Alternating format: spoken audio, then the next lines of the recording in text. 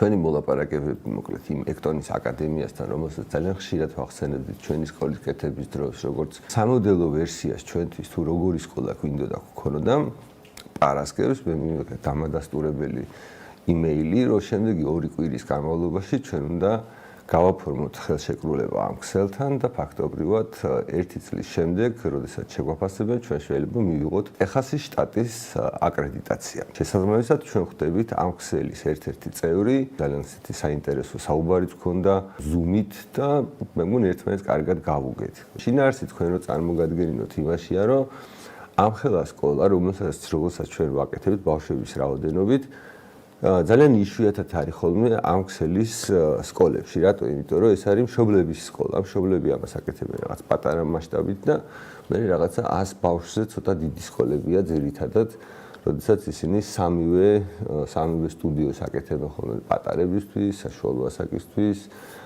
middle school და მე high school კიდევ უფრო ცოტა აქვს და შესაბამისად ჩვენი სკოლა და ის მოთხოვნა, რომელიც არის საქართველოში ჩვენს მიმართ ნდობის გამო ასე დაფიქსირდა, იშვიათია ამ სკოლებში და თუ ჩვენ მოვახერხეთ და ყველა სტანდარტი, ყველა ის თქვა ამ სკოლის პრინციპები დავიცავით, იქნება მათთვისაც ძალიან მნიშვნელოვანი, რომ ერთიანად ტრადიციული საგანმანათლებლო სისტემიდან მოსული ბავშვები შეიძლება გადავაწყოთ განსხვავებული მეთოდით სწავლებას. უზარმაზარი გამოცდილება, რომელიც 300-მა სკოლამ 16 წლის განმავლობაში დააგროვა, ჩვენთვის იქნება ხელმისაწვდომი. ფაქტობრივად საქართველოში კიდევ ერთი ამერიკული სტილის სკოლა იხსნება, შემიძლია უკვე ეს რაღაც ფორმალურადაც თქვა.